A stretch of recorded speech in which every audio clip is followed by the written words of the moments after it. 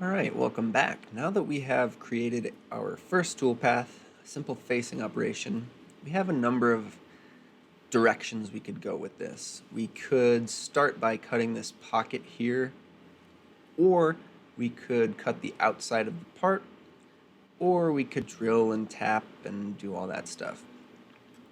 My general workflow recommendation is facing and then cutting the outside of the part and then cutting the pocket here.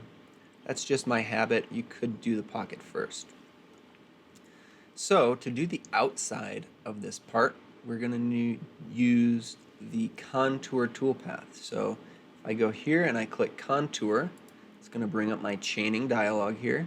And now in this case, we actually do need to select some geometry here. So what we want to do is we want to cut the outside of this part, but we don't want to cut this pocket just yet. So we want to actually cut, since the pocket here, there's no real clean line that comes across on the top, we can actually select this at the bottom here. So you want to make sure your chaining dialog is set for solids and loop. I was on single edge. You want loop so that it automatically selects the whole loop. So I'll go ahead and I'll hang my cursor over the bottom here and I'll click that. Now, one thing you need to keep in mind when you're contouring is the direction of the cutter. So right now we can see the direction of this cutter is going to be going counterclockwise, and we actually don't want to be going counterclockwise. We want to be going clockwise. And the reason for that is because it leaves a better surface finish when you're doing climb cutting, and it's longer tool life, and the machines in the past used to have what's called backlash, and you would want to go in this direction, the conventional direction, because you're not going to grab the part and potentially pull it out of the vise or break your tool. Modern CNC machines don't struggle with that, so they can do what is called climb cutting. So the rule of thumb here is if you're cutting on the outside of a part, you're going to want to be going in the clockwise direction. Likewise, if you're cutting on the inside of the part, your contouring is going to want to go in the counterclockwise direction. So to change that, don't do what I just did. If you accidentally select something, you can unselect it here. And to change the cutting direction, you simply click reverse down here, and you'll see that changes the cutter to be in the clockwise direction. Click OK. And now we bring up our how to cut parameters screen. So you can see here we've got our chaining geometry selected. We're going to go in and grab a tool. We don't want to use a 2-inch face mill because it's not a facing operation. So we'll go in and we'll select a new tool. Go into my filter, and I don't know why it's on engraving, but it is. So we'll double click and mill flat. And we're going to want to choose a tool. And on a part like this, a 1/2-inch end mill is going to be a great tool. It's big enough that it's rigid and sturdy, but it's not so big that it's obnoxious. So we'll go ahead and use a 1/2-inch flat end mill. And a good habit to get into is labeling your toolpaths so that when this goes to the machine, you know what it's doing. So I forgot to do this on the facing, but it's always a good idea to label your toolpaths. So in this case, we'll call it contour the outside. And I always do it in caps so that it's very obvious. So in our cut parameters screen here, none of this needs to be changed just yet. You just want to make sure you're not leaving any stock on the walls or on the floors. Depth cuts. This is where you would go in and create depth cuts, and we'll go ahead and do that just because we want a nice clean finish on this, and in reality the tool could probably handle this cut just fine, but I want to show you a depth cut. So We know that we're going down 3/4 of an inch or so on this part, so we'll say 0.5 is our maximum roughing step.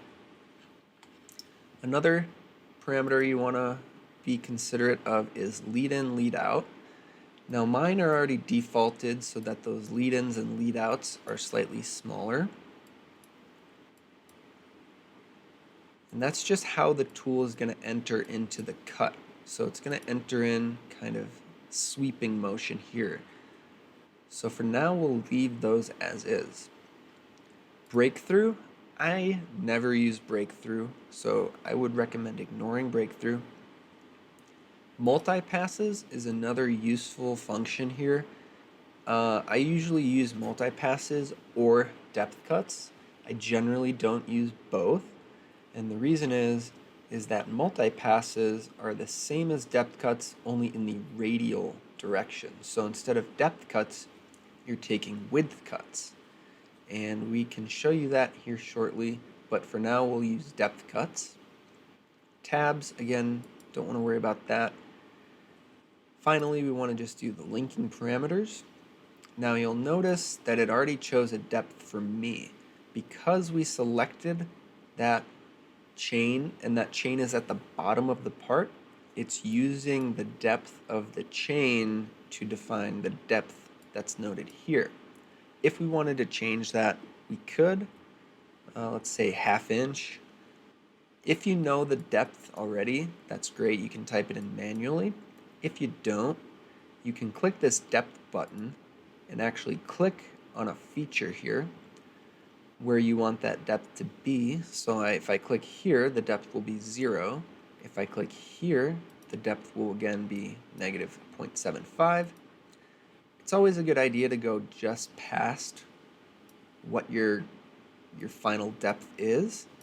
And so we'll go negative 0.76 just to give a little extra clearance at the bottom there. So when I click OK, you can see my toolpath here has come up. And if I go to a front view, you'll zoom in here and you can see that second depth cut is going 0.01 inch past the bottom of the part. So we'll go ahead and take a look at our lead ends here. Again, mine, like I said, are slightly shorter and at different angles than the defaults are. It's totally fine to leave them as is, however they're showing up for you. In a part like this, in a contour such as this, lead in and lead out don't really matter too much. Now, as a machinist, I know that leading in and leading out right on the center here of this contour, that's going to leave a small vertical line on the finished part. So let's say I wanted to not have the lead in right there, I can change that. And if I ever need to change anything in a toolpath, it's pretty easy. I can single left click on the parameters here, single left click. That's going to pull me back into the parameter screen. And I go to lead in, lead out. And here it says enter and exit at midpoint on closed contours. So that's why it's entering here. So it's split the difference and it's right in the middle. If I uncheck that and click OK, my toolpath disappears. So anytime you make a change to a toolpath, you need to do what's called regenerating that toolpath. And to regenerate a toolpath, you go right here, regenerate all selected operations. To the right of that, it says all dirty operations. So if you have 20 operations that need regeneration, even if you're not selecting them, that will regenerate all of them. This will only regenerate which ones you have selected. Selected being this green check here. So if I click facing up, now that's selected and this is unselected. Click that and we'll click regenerate. And now you'll notice the lead in and lead out is now at the corner, which will leave a little bit better finish here on this top face. So let's go ahead and run through that on the back plot here. You can see our toolpath going around, and my graphics are leaving artifacts for some reason. And we see exactly what we want. I'm going to leave a nice contour there. And we'll go ahead and click the toolpath group here, and that's going to select any toolpath in that group. We'll go ahead and simulate that with the verify. Verify.